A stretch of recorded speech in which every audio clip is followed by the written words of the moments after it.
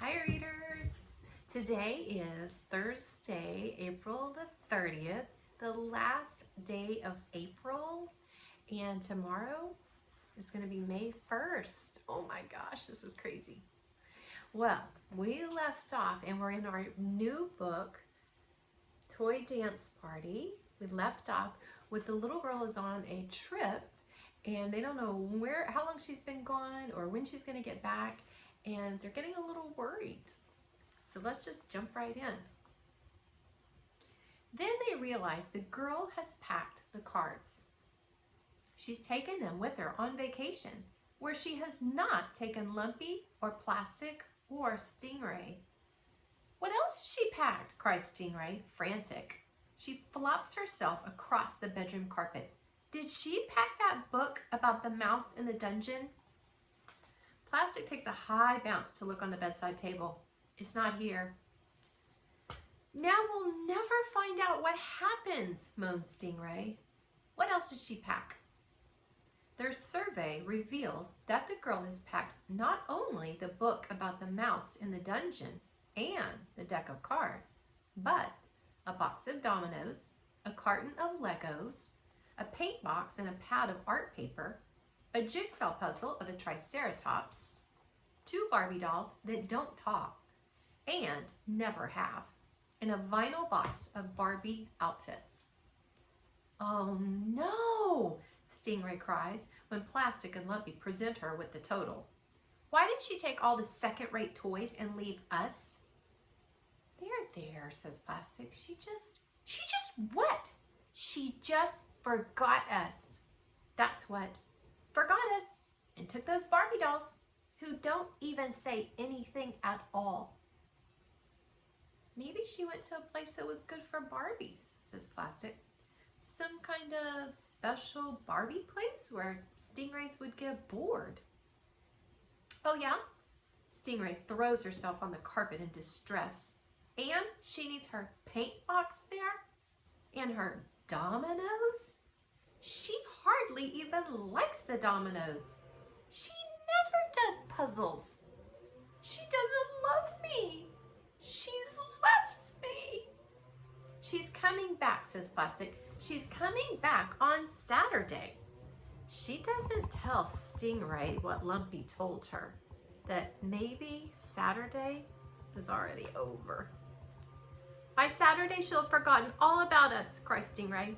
Now she's twisting over and back on the carpet, gasping and sobbing some more, and even more sobbing.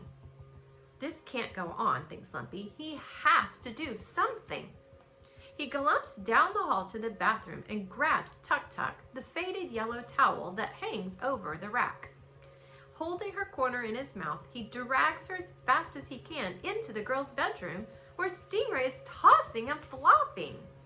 With one big motion, Lumpy throws Tuk Tuk on top of Stingray, covering her eyes, her flippers, her whole body.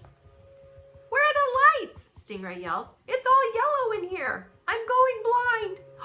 I'll never see another sunrise. Lumpy will have to lead me around so I don't bump into furniture. Stingray is still twisting and crying, but the weight of Tuk Tuk is such that she can no longer flip over. Lumpy backs up a couple of feet and rumpa-lumpa, jumps heavily onto Tuk Tuk. Oomph, cries Stingray. You're on me. Someone's on me. Someone's heavy. Oh heavens, I knew it would come to this. Some horrible day. No one loves me. I'm being squished. I'm blind and my friends are squishing me. Lumpy sits. He sits on Tuk Tuk, who lies on Stingray. And together they calm her down, resting on her so she feels their weight. The sobbing stops. She's barely moving now. One flipper is just thumping up and down.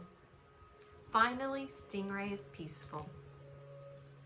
Lumpy climbs down from her broad, plush back and pulls Tuk Tuk behind him. The girl still loves us, he says. Okay, says Stingray meekly. I just got concerned for a minute. Half an hour later, all 3 toys are sitting on the windowsill in the living room. The snow is still coming down. Plastic is reading about cheese some more. Stingray is drawing shapes in the frost on the window pane, and Lumpy is worrying. The girl hasn't been here for a really, really long time, he says, breaking the silence. Where is she again? Asked Plastic. Bowling? They said they were going to bowling to see the grandpa? But where is bowling? Lumpy doesn't answer. And what is bowling? Wonders Plastic. Is it a town? A hotel? A magical land? Or what? Lumpy doesn't answer because he doesn't know. It's been more than 5 days, he says. In fact, it has been way more than 5 days. And when it's more days than it's supposed to be, that means maybe the people are lost. Oh, cries Stingray, suddenly afraid. She loves us, but she's lost? Maybe everything's fine, says Plastic. The girl is just having fun in bowling. We cannot panic. Lumpy looks pointedly at Stingray. And we cannot pretend anymore. Looking now at Plastic. I think something has gone wrong. I think the girl is lost. Stingray tries not to panic and makes a small noise like this. I have to go outside and look for her, announces Lumpy. The girl needs me. Is that a good idea? Asks Stingray. Yes, says Lumpy. I have to be tough and brave. We all have to be tough and brave. Plastic bounces softly and whispers, brave, brave, brave, to herself. Lumpy jumps off the windowsill and scurries to the kitchen. Plastic and Stingray follow more slowly. If I were lost, I know she would look for me, Lumpy tells them. Hello, says Stingray, following Lumpy to a cupboard which he begins to pry open. They went in the car. Bowling might be really far away. But they could be nearby, answers Lumpy. Won't we get wet? Stingray's dry clean only. Snow looks very wet. We can't just stay home and not try to save her. Lumpy is determined. He gets a laminated placemat from the low cupboard. It has a baby stegosaurus on it. I am a buffalo. I have thick, woolly fur. He stands on his hind legs and waves the placemat heroically over his head. You don't have to get wet. I can save the girl. How will you save her with woolly fur and a baby stegosaurus placemat? Asks Stingray.